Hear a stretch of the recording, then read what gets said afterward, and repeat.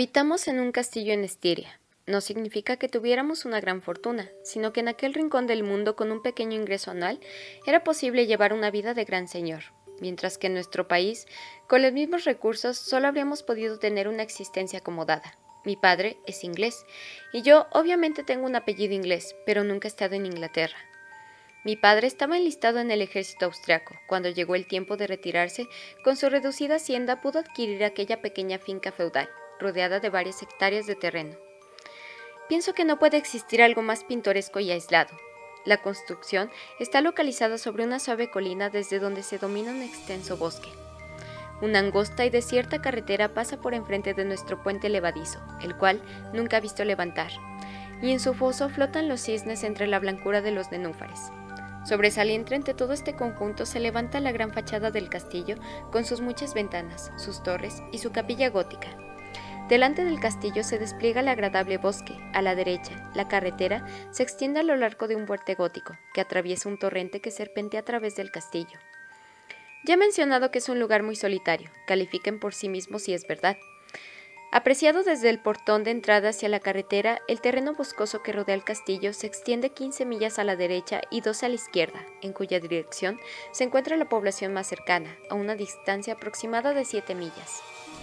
El castillo más próximo y de cierto renombre histórico es el del general Spielfort, a unas 20 millas a la derecha. He mencionado la población más próxima porque al oeste, en dirección al castillo del general y solo a 3 millas, hay un pueblecito con su iglesia gótica, ambos en ruinas. También están las tumbas casi ocultas por las rocas y el follaje de la orgullosa familia Kerstin, que hace tiempo se extinguió. Dicha familia fue la propietaria tiempo atrás del desolado castillo que domina las mudas ruinas del pueblo, desde la espesura del bosque. Circula entre los vecinos de los alrededores una leyenda que narra por qué sus habitantes abandonaron este extraño y sombrío lugar. Más adelante me referiré nuevamente a ella.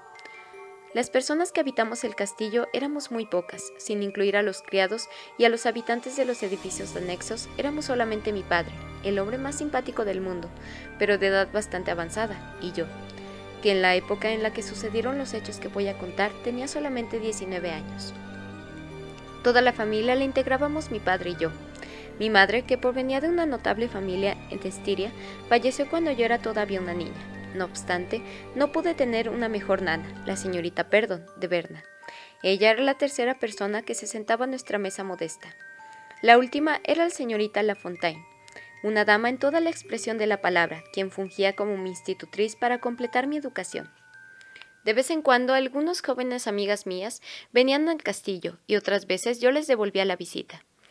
Estas constituían nuestras relaciones sociales. Por supuesto, también recibíamos ocasionalmente visitas imprevistas de vecinos, entendiéndose como vecinos a las personas que vivían dentro de un radio de 4 o 5 leguas. Puedo asegurar que, en general, era una vida muy apartada. El primer acontecimiento que me ocasionó una terrible impresión y que aún tengo grabado en mi mente es al mismo tiempo uno de los primeros sucesos en mi vida que puedo recordar. Tendría yo aproximadamente 6 años, cuando una noche al despertar repentinamente miré alrededor y no había la camarera de servicio, y aunque solo debía atenderme a mí, le asignamos una gran habitación en el último piso del castillo, que tenía el techo inclinado, con molduras de madera de castaño. Pensé que estaba sola, no porque tuviera miedo, pues afortunadamente durante mi niñez se evitó expresamente que yo conociera las historias de fantasmas y los cuentos de hadas que convierten a los niños en temerosos ante una puerta que cruje o ante la sombra danzante producida por la tenue luz que se extingue de una lámpara sobre la pared. Me puse a llorar porque me sentí por completo abandonada, pero con gran sorpresa vi un rostro muy bello que me observaba con aire grave. Era una muchacha que estaba arrodillada a un lado de mi cama y tenía sus manos bajo mi manta. A mi vez, miré con una especie de placentero estupor y dejé de llorar. La joven me acarició, se acostó en la cama a mi lado y me abrazó sonriente. Al momento me sentí calmada y contenta y me dormí nuevamente. Desperté súbitamente con una escalofriante sensación de que 2 agujas me atravesaban el pecho profunda y simultáneamente. Lancé un grito. Ella dio un salto hacia atrás y cayó al suelo, pareciendo que se escondía debajo de la cama. Por primera vez sentí miedo y me puse a dar gritos con todas mis fuerzas. La niñera, la camarera y el ama de llaves acudieron rápidamente, y al contarles lo que me había ocurrido rompieron en risas, mientras que las trataban de tranquilizarme. Aunque yo era solamente una niña, recuerdo bien sus rostros pálidos y una angustia que trataban de disimular. Vi que buscaban debajo de la cama y por todos los rincones del dormitorio, en el armario, y escuché a mi ama susurrar a la niñera. «Mira, alguien estuvo acostado en la cama, junto a la niña, todavía está caliente». Recuerdo también que la camarera me acarició y que las 3 mujeres me examinaron donde yo les dije que había sentido las punzadas en mi pecho. Me dijeron que no se veía ninguna herida. Mi padre se había quedado junto a mi cama, hablándome en tono jovial y preguntando a la niñera, riéndose de sus respuestas. Luego hacía gestos y me abrazaba, asegurándome que todo había sido un sueño cualquiera. Sin embargo, yo no estaba tranquila, porque estaba segura de que la visita de aquella extraña criatura no había sido un sueño. Todo el siguiente día estuve en un total estado de terror. No podía permanecer sola ni un instante, ni siquiera a plena luz del día. Todos mis recuerdos anteriores a este suceso los he olvidado, así como también muchas cosas que sucedieron después, pero lo que acabo de describir permanece de una manera vívida en mi mente, como si fueran cuadros de fantasmas saliendo de la oscuridad. Tiempo después, en una tarde de verano singularmente apacible, mi padre me pidió que le acompañara a dar un paseo por el vasto y frondoso bosque cuya extensión rodea todo nuestro castillo. «El general Spielfold no vendrá a visitarnos como esperábamos», me dijo mientras paseábamos. Nuestro vecino iba a pasar algunas semanas en el castillo, y con él debía venir también su joven sobrina y pupila, la señorita Renfield. Yo no la conocía, pero me habían contado que se trataba de una joven fascinante, y me quedé muy desilusionada por la noticia que acababa de darme mi padre, mucho más de lo que pueda imaginarse alguien que ha vivido siempre en la ciudad. La visita de aquella joven y la nueva amistad que pensé habría de surgir de ella habían ocupado diariamente mis pensamientos por semanas. «¿Entonces cuándo vendrán?», pregunté. «Hasta el próximo otoño, dentro de unos 2 meses», respondió mi padre al tiempo que añadía. «Me alegro de que no hayas conocido a la señorita Renfield». «¿Por qué?», cuestioné con modestia y curiosidad al mismo tiempo. «Porque la pobre muchacha ha muerto». Lo que me dijo mi padre me impresionó mucho. Lo que decía el general Spielfold en su última carta, de hace 6 o 7 semanas, era que su sobrina no se encontraba muy bien, pero por nada podríamos pensar que se trataría de algo grave. «Aquí tienes la carta del general», dijo mi padre entregándomela. Lo que pasó lo dejó muy trastornado. Sin lugar a dudas, cuando escribió la carta se hallaba muy agitado. Por unos momentos nos sentamos en un banco de piedra, junto al sendero de los tilos. El sol se iba ocultando con un esplendor melancólico más allá del horizonte selvático, y el torrente que fluía junto a la mansión reflejaba la escarlata del cielo, cada vez más pálido. La carta decía así: «He perdido a mi querida sobrina, a quien quería como si fuera una hija. La perdí y solamente ahora me he enterado de todo. Murió en esa paz y en la fe de un futuro bueno que solo la inocencia da, y la entera culpa ha sido del monstruo que traicionó nuestra hospitalidad sin malicia. Pensé que recibirlo recibiría la inocencia, la alegría y una buena compañía para mi Berta. Oh, mi Dios, qué locuras he cometido. Los días que aún me queden de vida los dedicaré a examinar al monstruo. Tengo por guía solo una débil luz. Maldigo mi ceguera como a la Nurse y como las llamábamos». La carta del general Spielfold era tan anormal y apasionada que la volví a leer con detenimiento para comprender el sentido. Probablemente el dolor había ofuscado su mente. «Mi obstinación, todo, es muy tarde. Por el momento no puedo escribir ni hablar con serenidad. Estoy demasiado trastornado. Cuando me sienta mejor me dedicaré a buscar y posiblemente vaya hasta Viena. Dentro de un par de meses iré a visitarlos, si es que todavía vivo. Les diré que ahora no tengo fuerzas ni para escribir. Hasta luego. Pidan por mí, queridos amigos». Así finalizaba la carta. Aun cuando yo no había conocido a Berta Renfield, mis ojos se llenaron de lágrimas. La noticia de su muerte me afectó en gran manera. Devolví a mi padre la carta del general. A pesar de que el sol se iba ocultando, la tarde era dulce y clara. Paseábamos bajo la tibia luz del atardecer y nos entreteníamos haciendo disertaciones sobre el posible sentido de las incomprensibles y fuertes afirmaciones que contenía aquella carta. En el puente nos topamos con la señorita Lafontaine y la señorita Vernon, que había salido a disfrutar de la noche. Se extendía frente a nosotros la pradera por donde habíamos paseado. Hacia la izquierda, el camino discurría bajo unos venerables árboles y desaparecía en la espesura del bosque. A la derecha, la carretera pasaba sobre nuestro puente severo y pintoresco a la vez, junto al cual se erguía una torre en ruinas. En el fondo del prado, una ligera neblina delimitaba el horizonte con un velo tenue, y de cuando en cuando se veía brillar las aguas del torrente a la luz de la luna. Tanto mi padre como a mí nos atraía lo pintoresco y nos quedábamos contemplando silenciosamente la espléndida pradera que se extendía entre nosotros, mientras las dos buenas señoras muy cerca de nosotros debatían sobre el paisaje y hablaban de la luna. La señorita Pardon era más bien gruesa, y todo lo veías desde un punto de vista romántico. La señorita Lafontaine, quien parecía ser psicóloga y un poco mística, en la tarde afirmó que el intenso brillo de la luna estaba en relación directa en alguna particular actividad espiritual. Decía que los efectos de una luna llena como aquella podrían ser múltiples, influir en los sueños, en la locura, en la gente nerviosa e incluso en los hechos materiales. Esta noche, dijo, la luna llena está llena de influencias magnéticas. Miren cómo brillan las ventanas con un resplandor plateado, cual si unas manos invisibles hubieran iluminado las habitaciones para dar recibimiento a unos huéspedes fantasmales. En ese momento, el raro golpeteo de las ruedas de un carruaje y del galope de muchos caballos sobre el camino atrajo nuestra atención. Se aproximaban descendiendo de la colina. Se veía desde el viejo puente. Muy pronto, un pequeño tropel desembarcó por aquel punto.